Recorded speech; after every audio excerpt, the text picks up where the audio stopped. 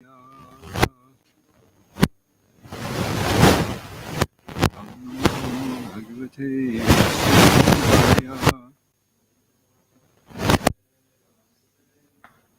We're reading from Srimad Bhagavatam. This is Canto 7.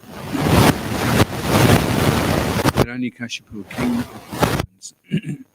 So I'll just run through the Sanskrit. Vita Shoyam Yad Ganesh Vatag Drigvacha Yatamano Rata Swapna Savam Ayendra Kamrisha.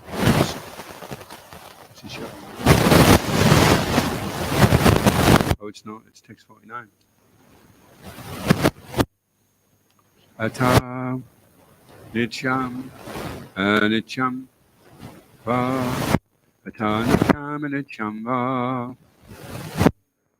Neha Suchanti Tad Vida Neha Suchanti Tad Vida Nanyata Nanyata Shakti Katam Swam Bhav Sochatam Iti Shishikonitai Mai Pashashiki Swabhava Sochatam Iti Atanicham Anichama Neha Sochanti Tadvida Nanyata Shakyate Katam Swabhava Sochatamati Atana Chamani Chamba Neha Sochanti Tadvida Nanyata Sakyate Katam Swabhava Sochatamati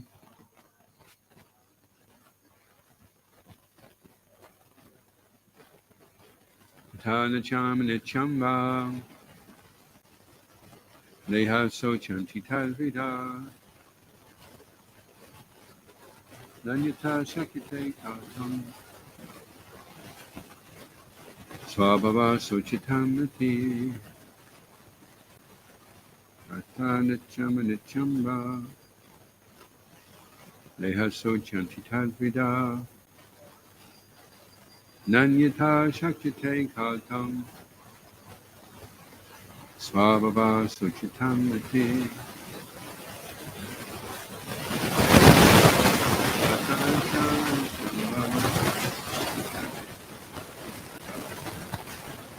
Neha Sochanti Tadvida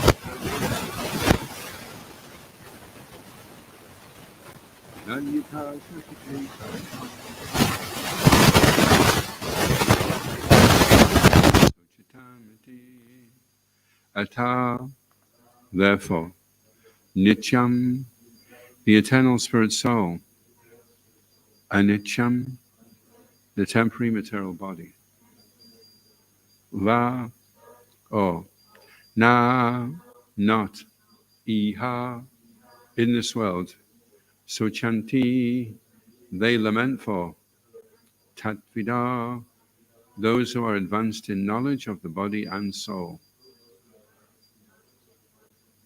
Na, not, Anyata, otherwise. Shakyate is able, Kartam, to do, Swabhava, the nature, Sochatam, of those prone to lamentation. Iti, thus. Translation. Those who have full knowledge of self-realization, who know very well that the spirit soul is eternal, whereas the body is perishable, are not overwhelmed by lamentation. But persons who lack knowledge of self-realization certainly lament. Therefore, it is difficult to educate a person in illusion. responsively, please. Those who have full knowledge of self-realization, who know very well that the spirit soul is eternal, whereas the body is perishable, are not overwhelmed by lamentation. But persons who lack knowledge of self-realization certainly lament. Therefore, it is difficult to educate a person in illusion.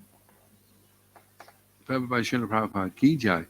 According to the Mimamsa philosophers, everything is eternal, nitya. And according to the Sankhya philosophers, everything is mitya, or anitya, impermanent. Nonetheless, without knowledge of Atma, the soul, such philosophers must be bewildered and must continue to lament as Shudras. Srila Shukadeva Goswami therefore said to Parikshit Maharaj, Srota Vyadini Yajendra Nirnam Santi Sahasrasa Apashyatam Atmatatvam Griheshu Grihamedanam. Those who are materially engrossed, being blind to knowledge of the ultimate truth, have many subjects for hearing in human society, O Emperor. Bhagavatam 2.1.2. For ordinary persons engaged in material activities, there are many, many subjects to understand, because such persons do not understand self-realization. One must therefore be educated in self-realization, so that under any circumstances in life, he will remain steady in his vows.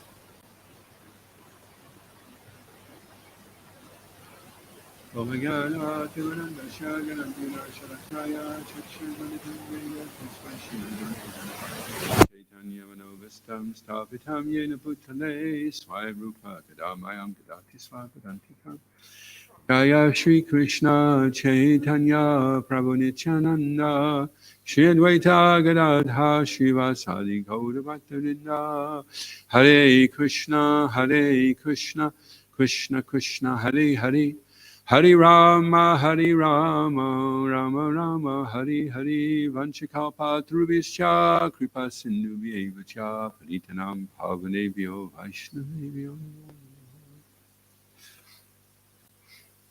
Okay, that's the very last sentence. One must therefore be educated in self-realization, so that under any circumstances in life he will remain steady in his vows.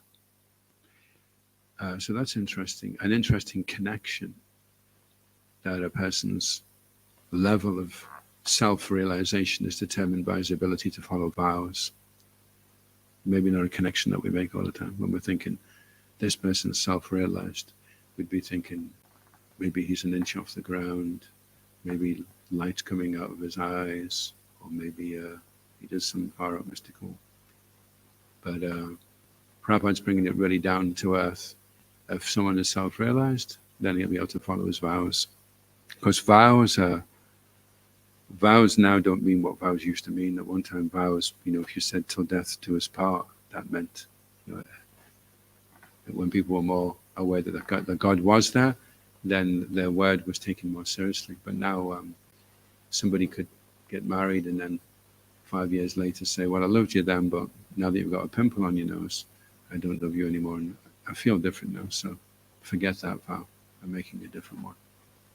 So everything's very transient, very shallow, superficial. People want to be non-committal. They don't want to take vows and be held to ransom, accountable. You said you would do this at this time, but you didn't do it. So it's an uncomfortable subject for people that want to be impersonal. And being a personalist doesn't mean just going around hugging trees and giving old ladies daffodils. To be a personalist means that you accept commitment. And when you make a vow, like some disciples came to Srila Prabhupada and they said, Srila Prabhupada, we can't follow the regular principles anymore. We're very sorry. When we were young, we took them, but now we're realizing it's impossible. And Prabhupada said, but you promised. The gentleman doesn't break his promise. And Mahatma Prabhu did a of taking vows. If you commit to something, then that commitment gives you the ability to follow the vow. So if you're running up to jump over a big pole vault, and you decide you're going to do this, and you give everything you've got, then you'll go over the bar. But if as you're running along, you think, that's quite high actually. In fact, tell you what, I'll just run underneath it. I'll just run underneath it instead. And then no problem. So if you don't commit, then you don't get the empowerment to follow the vow. And that's a question of faith. Do you have the faith that if you commit, Krishna will catch you and he will help you? Krishna's saying he will, but we may not have faith that he... Because if we do it, we take the vows, and then we found that by our seriousness and our dedication, we become empowered, and the vows are very easy to follow, then we know that we have the mercy of the spiritual master and the mercy of Krishna. Interesting that if you're educated in self-realization, so it does mention that also in the translation. It says, persons who lack knowledge of self-realization certainly lament. Therefore, it is difficult to educate a person in illusion. So you have someone that's self-realized and someone that's in illusion. And it's quite an extreme gap actually. Because if you take self-realization to its ultimate, self-realized means that you're aware of your swarup. You know who you are in relationship with Krishna. And that takes a while actually. Who you are, what your eternal relationship is with Krishna. Someone that does, he is self-realized. Then he can also be a guru. He can deliver others. You can't be a guru unless you can deliver yourself. And that's the ultimate, to be delivered. The Swarup Siddhi. So Prabhupada says, in the Mimamsa philosophy, they accept everything is eternal, and then, but because they don't have real knowledge, Mimamsa, and then the Sankhya philosophy, everything is mithya or impermanent. So they have an aspect of the truth, but they don't have everything. So that can be confusing sometimes. You can have a lot of people with different opinions. Some are saying the elephant is a tree trunk. Some are feeling its nose and saying, no, the elephant is a rope, or a snake, and his tail is a rope, and his belly is a barrel. And you have 4 blind people in a room all arguing of what the elephant is. They all have an aspect of the truth, but they don't have the full understanding. And then somebody who's self-realized can say, actually, guys, it's an elephant. And then everyone understands, oh, okay, that's the belly, that's the leg, that's the trunk, that's the tail. We put it all together, and then we get the absolute truth. So luckily we have that. We know what the elephant is. We know Krishna is the Supreme Person, and we know that our relationship with him is eternal servant. Krishna Swupahoy. Jivaranasya. Jivara Swarupahoy. You're the eternal servant of Krishna. So we accept it, at least theoretically, and then we're trying to implement. We're trying to assimilate the information and implement it so that we can realize it. Realizing something really just means you're making it real. It becomes real to you. You've accepted that it is real, and now you have to realize it's real.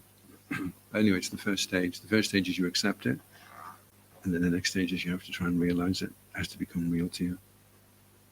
As it becomes real, then you also become real. You become a real devotee. You get free from false ego. And Prabhupada mentions that as well. He says, those who are materially engrossed have many subjects for hearing in human society. Just as if you look at the newspapers, one of the words that the newspapers like to use a lot is furious. You find furious comes up every other headline. Someone's furious with somebody else, which is really of no interest, is it? If you have a bunch of ants, say we introduced 1,000 ants into this temple room, and the newspaper the next day was this ant is furious with this ant, or this ant just got a grain of sugar. It's of no real consequence in the grand scheme of things, what the ants are doing. Similarly, our lives are minuscule, and in terms of the part we play in the grand scheme of things, is very insignificant. So who's really interested in Yeah. And today it's news and everyone's fascinated, and then the next day they're eating chips out of the same piece of paper. No one's interested. Nobody wants to read yesterday's newspaper. So we should be looking at today's newspaper and realizing this is going to be garbage tomorrow. It's just trash. Why am I wasting my time reading newspapers, films, media, all the nonsense that's going on? It's all just eating, sleeping, mating, and defending. That's the only things people can do in the material world. Who did they eat? Who did they sleep with? Mate with? How long did they sleep? And how did they defend themselves? Or not defend themselves? So that's ordinary persons engaged in material activities, and they have so many subjects. So we simplify. Our lives become very simple. We want to become steady in our vows, nishta, and for nishta to take place and steadiness to take place, 75% of the unwanted things in the heart have to be removed. And that process is called anatta nivritti, getting rid of the things that are unwanted. And sometimes they may actually be wanted. We have to clarify that. Actually, no, this is not a good thing to want. I have to not want it. We have to at least want to not want it. And at least we're a work in progress. Anyway, it takes time. When you pull a plug out of a fan, the fan keeps spinning for a while. And we've been in the material world for a long time. So we have lifetimes and lifetimes. We have a momentum of desire, bucket lists of desires from previous lives. And they're all acting upon us subconsciously or consciously. And we're battling to get through all that.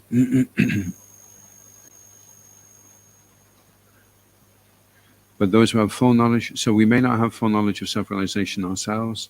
So the challenge is, can we contact people that have reached this steady stage, who are firm in their vows? There's a nice book by Niranjan Swami, and he's saying in there that especially householder couples are make very good mentors because they're very steady in their vows, and they've been through all the different weird and wonderful snares of material energy, and they've come out on the other side, so they can guide somebody else that's in that situation, who's engrossed in sense objects and is still trying to assert themselves as the soul, but becoming distracted and misguided by the false ego. So they've reached the other side, they're on steady ground, and they can throw a rope out and they can guide somebody to come through the same situations that they've gotten through, and hopefully help the person to save time and energy. You can show them the better way to do it, haven't done it wrong maybe themselves, and then found the right way to do it. It's called the school of hard knocks. So that's the worst one to be in, the school of hard knocks, because you have to learn by getting hit on the head. But if someone's already been through the school of hard knocks, they can say, don't do that, you'll get hit on the head if you do that. Any questions or comments? Yes, Pancha Tattva Prabhu. Thank you very much for you're talking about the vows and how people, they can think when they're younger, they'll just take it without fully understanding. They can actually seem quite easy when you first take the vows. Oh, it's just simple, just not eat meat. That's not a big deal. But then as they go later in life, then it becomes. So I'm just wondering if, because I've heard different devotees talking about how the vows following them becomes more difficult as you progress. There can be some different desires come up you didn't realize were there. So it's almost like a process of having to retake the vows, and the empowerment, actually taking the vow itself gives the empowerment. But then if it becomes more of a challenge, then is the empowerment equal to that, or do you have to find some other source of inspiration? Well, what happens is you take the vow and you fire it up, and for the first, I don't know, year or 2 or 3, well, everything's fresh, you're enthused, and so following the vow is easy. But then later on, you go from pure bhakti to jnana mishra bhakti or karma mishra bhakti. The bhakti becomes mixed, the faith becomes mixed. It starts off with, if you have pure faith, then you can perform pure bhakti. But as you go on, the faith becomes mixed. Well, maybe this is all a bit too intense, you know. I mean, gotta have a bit of fun along the way, you know. I mean, okay, I restrict them, but you know, there's a nice book by Dev and Rita Maharaj called Bhava Bhakti. This conversation going on between the Jiva and Maya. Maya saying, how long have you been doing this now? 10 years? You get much taste? And it's not probably going to improve for a while, eh? But I'm just here for you, you know. All I'm saying is, look, just have a little bit of fun, just to keep us going, a bit of juice. And otherwise, I mean, we're in this for the long haul. I've got your back. I'm your friend Maya. I've been with you for millions of lifetimes. Just, I'll look after you. Just trust me. Okay. So there's that conversation going on. So initially, the gross acts are given up, the simple activities are given up. But meat eating destroys compassion. So maybe you're not eating meat anymore, but have you become compassionate? That may take some time. You just be desensitized on things. So the gross things we can give up quite easily, and then later on starts to come the more subtle things. We recognize the attitudes and the mentalities, and even the philosophies that we have, and the way that we see things. That all have to do with time.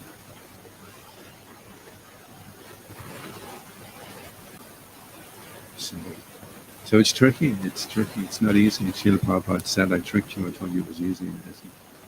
It is tricky. So it's like a minefield. Trying to get up in the material world. It's very difficult and everything through. And also Krishna wants more.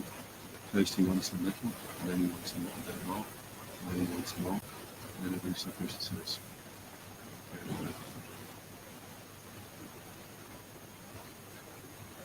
but he doesn't answer it at first. As long as he's always getting a little bit more, Krishna's happy. Whatever it is you're doing, it's getting better. Always better service. It's always better than you've done before, then you're okay. So as soon as you just want to reach a point, and I just want to reach my level, and I just want to glide now. Have you ever noticed when things glide, you always glide down, you never glide up. It's just the law of material nature. As soon as you start gliding, you're going down. So you always have to be increasing, improving, chanting better, or at least, if you can't chant better, chant more. Try and chant some extra rounds.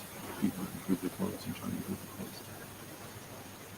Try and do a little bit more service, try and eat a little bit less, try and sleep a little less. Srila Prabhupada, at the end of his life, he says, I've given up eating and I've given up sleeping, and there's no chance, there's no question of mating. So now I know.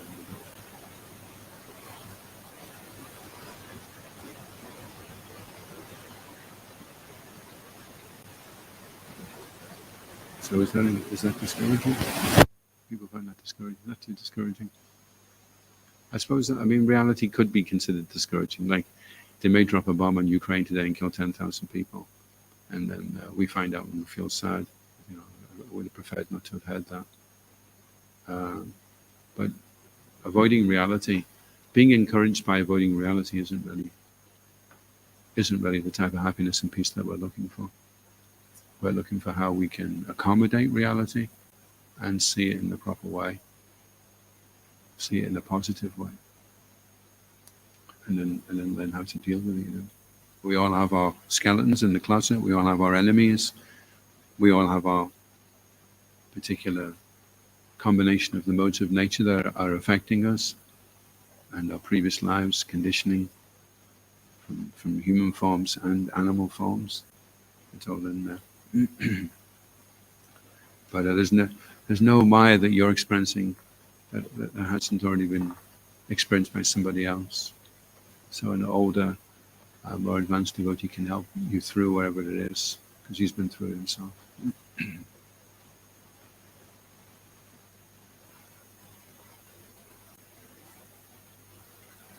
It's very, very easy, and it's very, very difficult at the same time. It's a bit of a bit of a paradox, actually.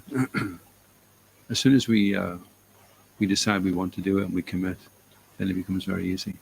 Krishna consciousness. That's the difficult part, is how we can develop the faith and the determination, the commitment, and sustain it as well. Maybe do sporadic. Vayuddha Vikalpa, Vishnu Chakravarti Thakur explains. There's 6 forms of unsteady devotional service. So Vayuddha Vikalpa is sporadic. One day you're really into it, the next day.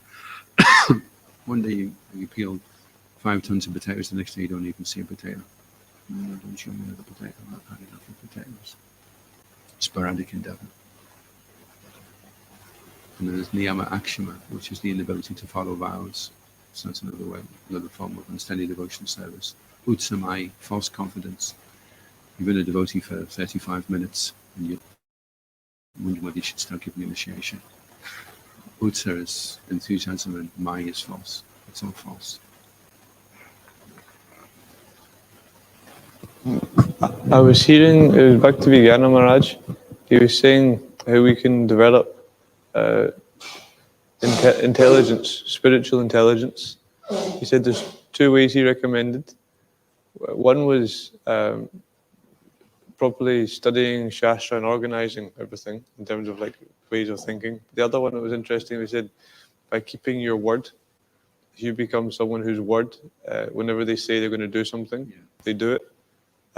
This actually, I'm not quite sure how that happens, this gives you spiritual intelligence. It was interesting, the connection I never quite thought of before. But just when you're saying the inability to follow vows is a sign of unsteady devotional service. And, I wonder if you have any thoughts on that, on actually keeping your word, keeping your vows is a sign of intelligence. Yeah, there's a book called 7 Habits of Highly Effective People. And the first habit is being proactive, not reactive.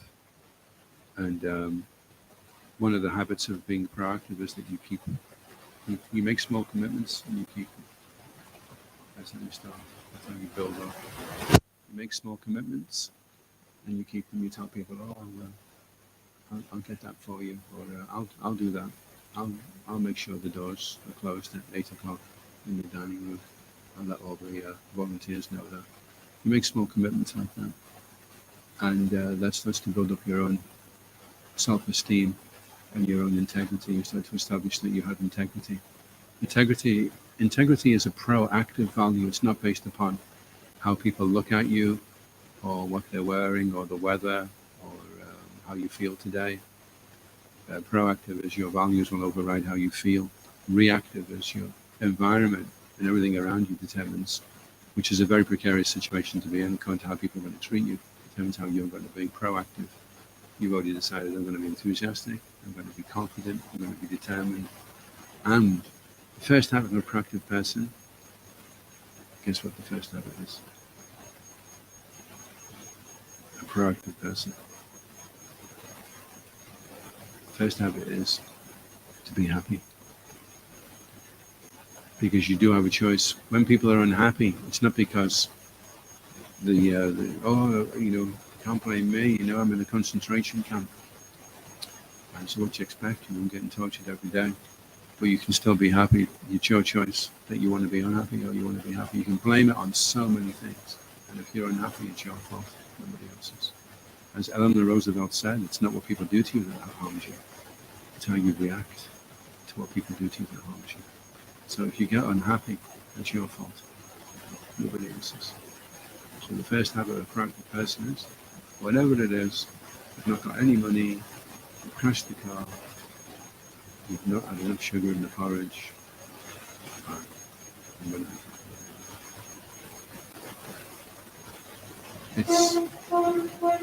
It takes a tremendous strength of character to override and continue to work. And it's something that's not being taught in the educational system. The discipline, they're thinking that discipline means that you have to be miserable. Should you go into time like should you keep that? But discipline actually means you need to be happy. If you're a disciplined person, you need to be happy. And then it's not getting taught in the educational system. In fact, the kids are being taught to be unhappy until they get something. until you get a qualification or a career or a certain size of house in a certain place. We can really happy with. That's the way of being trained. Not that we don't need these things. We are independent of these things. But the ultimate is strength of character,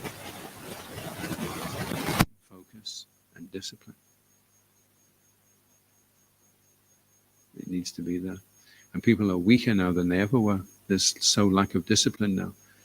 And because people are so weak, then they have mental health, and they need so many things to prop themselves up with. So many drugs and material things.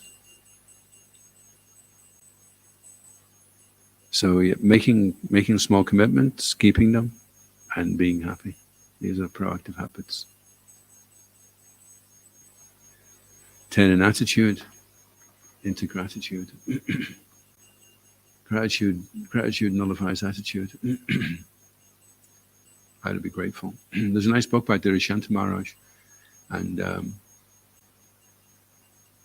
it's got all these different stories. There's 64 stories, and one of them is about an old man, and he lost his legs, and his wife left him, and the school teacher told the boys, go and see him, and the boys went and they said, we're so sad to hear what a terrible life that you had.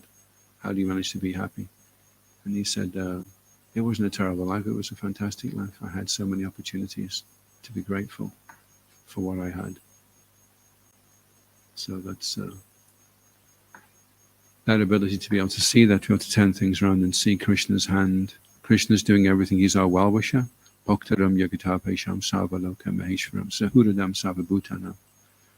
He's the well-wishing friend of all sarvabhutana, of all living entities. So whatever he's doing is for us, for our benefit. And if we're not able to see that, then we lose our Krishna consciousness. We lose our appreciation of Krishna. We lose our gratitude for Krishna's kindness. Oh, why did Krishna do this to me? Oh, why am I in this situation? Why am I in Scotland, the coldest place on earth?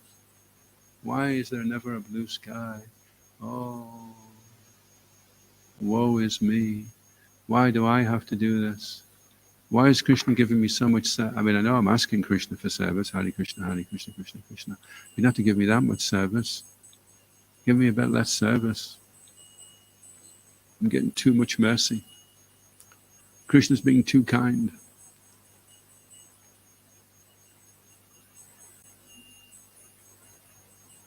Now, Krishna wants us out the material world. See, we don't know we're not the body, but Krishna does know that we're not the body. So for him, the material body doesn't mean anything.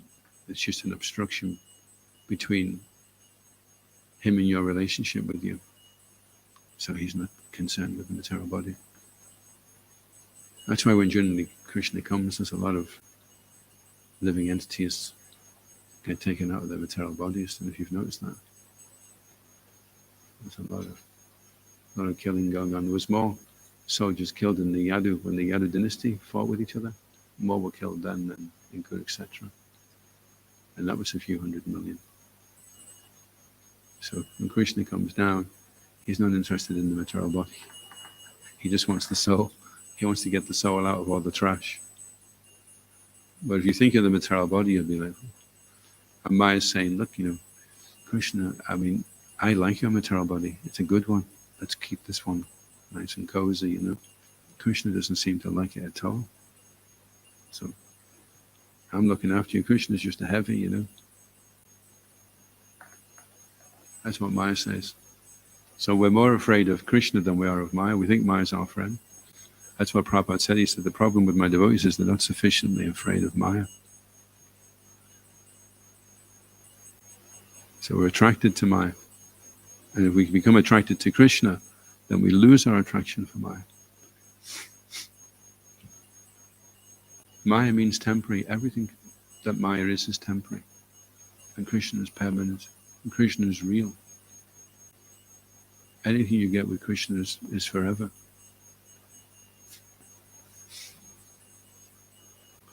But you need Krishna's help. You can't do it on your own. You need the devotee's help. And That's why you need to be educated in self-realization, so that under any circumstances in life, he will remain steady in his vows. That's the goal. And there's so many vows. There's 4 vows, initiation. Then there's so many other things as well. So many other commitments to keep. And it can seem like an arduous struggle at first, but Krishna is very kind. At times he gives you a little glimpse of the halo of perfection to keep you going, keep you pushing on. And then as soon as you're into the level of nishta, where you're fixed, you go from ka nishta, which ka means without, nishta is fixed. So when you drop the ka and you just nishta, then you're on the threshold of ruchi. And when there's ruchi, then things start to become interesting, because ruchi means taste. Then you start to experience real pleasure. You're in kirtan and you're really getting a taste. You're getting a glimpse of that taste when you're at the stage you are not in a vriti, but only a glimpse. And then with ruchi, the taste starts coming very, very thick and very sweet. And then ruchi leads to a sakti, which is that you're attached to Krishna. You can't shake him off anymore. He's there all the time. And then bhava, and prema.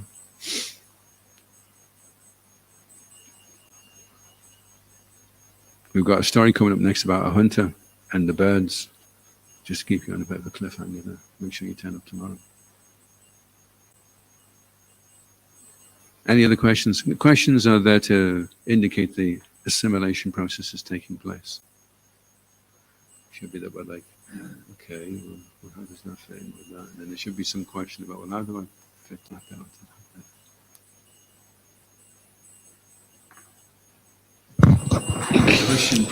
Hare Krishna, Prabhu. I was wondering about Maya, because I heard there's this idea of like that you can make like the relationship with Maya in a way of like that, whenever she kind of comes, you look at it as a challenge, like a next thing to kind of like overcome, but it can be like very tricky because sometimes you. It kind of like, although you maybe seem like, oh yeah, this is a challenge for me to kind of like get closer to Krishna, but sometimes you kind of fall for it. But give me an example.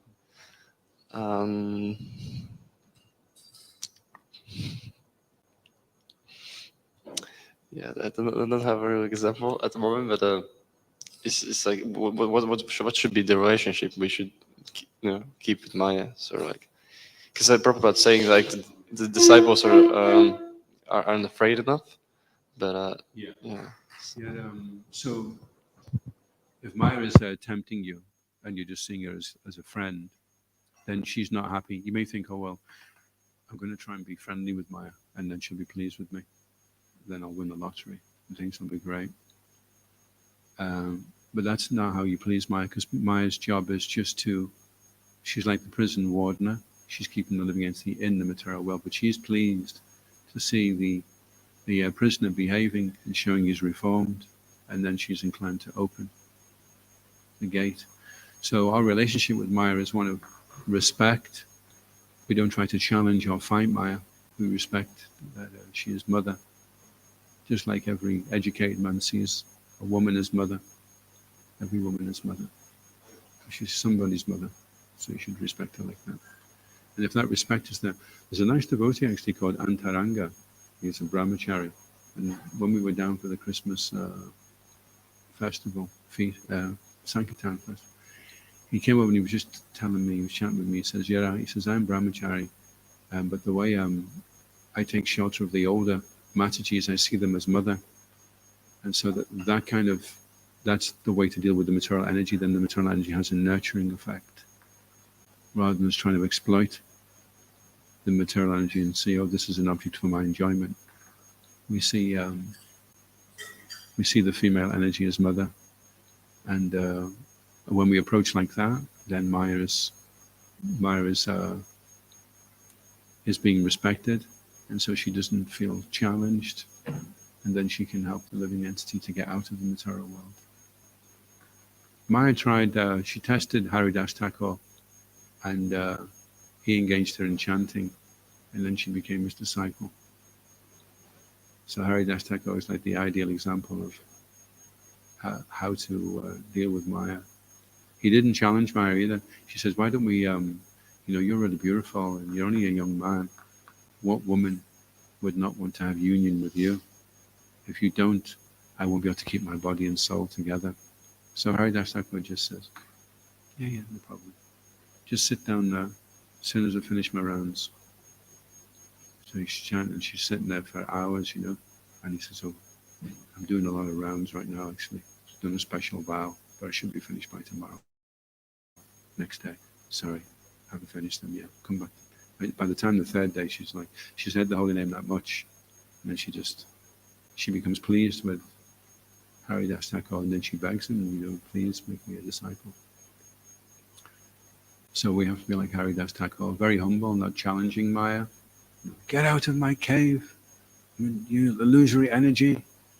Be gone forever. I'm staunch. He didn't deal with it like that. So, and also Guru Govinda Maharaj was saying, when Maya comes to tempt you, just pay your obeisances and say, Manji, I don't want to fight with you. You're much more powerful than I am. I just want to give my life to Krishna. I just want to surrender to Krishna. And then Maya's like, I like him, isn't it? That's probably okay. Prabhupada said, if you knew how powerful Maya was, you would faint. She is so powerful. She's all cognizant, and she's not just in this universe. She pervades every universe. There's a lot of universes out there. All these bubbles coming out of Mahavishnu, they're all under Maya's control. So she's super powerful, She's so attractive. Srila Prabhupada said, if you took the most beautiful woman in the world and put her against a demigoddess, she would look like a frog. And he said, if you took the most beautiful demigoddess and you put her next to a gopi, she would look like a frog. So that's how beautiful Krishna and the topmost gopi, Radharani. So if we take shelter, Maya is like the perverted reflection. Just like you have Krishna and Radharani, then you have Shiva and you have Durga. So if we take shelter of that which is most beautiful, and most compassionate, purest love, we've got an appearance day coming up soon. Shrimati Radharani, we're Gaudiya. We're in the Gaudiya Sampradaya, which means we're actually servants of Radharani. And our line of teachers are Manjaris coming down. And the Manjaris assist the Gopis. So that's when we're singing in the morning to Tulsi Devi, we're asking to become Dasi, to become a maidservant. That's the prayer. And you don't get into the spiritual world, into Goloka anyway, without the mercy of Brinda Devi. There was a devotee once, he wanted the mercy of Brinda Devi, and he knew that there was a Baba in Brindakund in Vrindavan, and he wanted to serve him because he'd heard that he was dying. And he thought he would be dead in a couple of weeks, so he was serving him, and it went on month after month after month. And the Baba kept saying, the only way you'll ever go back to the spiritual world is by the mercy of Brinda Devi, because Brinda Devi is the one that lets the living entities come into the Loka, or doesn't. So it's only by Brinda Devi's mercy. So he was serving him and thinking, well, I'm getting Brinda Devi's mercy because I'm serving you. You're totally surrendered to her, and you live at Brindakund. And after a few months, the devotee turned around and he said, well, how do you get the mercy of Brinda Devi? And he said, go to the West and preach Harinam Sankirtan. And the reason the devotee had gone to Vrindavan was he was trying to avoid doing Sankirtan and stuff like that. And he thought, I'll just go to Vrindavan and chill out. It's an easy way to go back to Godhead. Serve a couple of Babas, I'll be fine. He's saying, no, go back to the West, preach Harinam Sankirtan. Then you get the mercy of Brinda Devi. And that's why we have Brinda Devi here, because we did so much book distribution. We've done about 2 million books in Scotland. And so then Brinda Devi came, She was actually meant to stay in, she was carved for Brindakund. For one reason or another, they didn't think she was suitable. And they asked us, would you like to take Brinda Devi? So we were the first temple in ISKCON to get a Brinda Devi deity. So that's significant. We're in Navadvip Dham here, before Gaur Nitai. And then when you go around, you're in Vrindavan Dham, in front of Brinda Devi. She's in charge. Brinda is Van is forest of Brinda. Vrindavan is a forest of Tulsi. Vrindavan.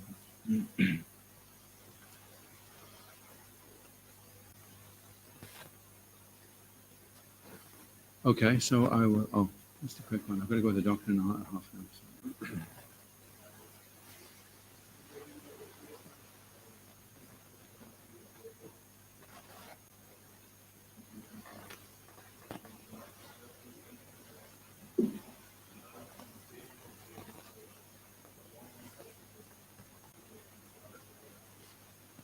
It's the inquiry.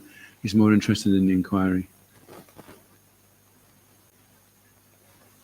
And if it's favourable, fine. You know, if having a splitting headache means you can't concentrate, then it's unfavourable. Then you need to find a way of keeping the body healthy, so that you can do service and make the progress you need, so that you're ready when you leave the body. But Rukmini was disgusted. You know, the idea of marrying Shishupal. You know, she is Shakti Tattva, all cognizant and independent of material energy. And she's been paired up with Shishupal. It's just like such a disgusting proposition for her, you know. It's a material body full of stool and urine. It only looks nice on the outside. It's filthy, muchy. 9 gates which are constantly excreting foul substances. And she's like, no way, I'm not going to marry. I don't want anything to do with that, you know. So that's what the body looks like to Shakti Tattva, Vishnu Tattva.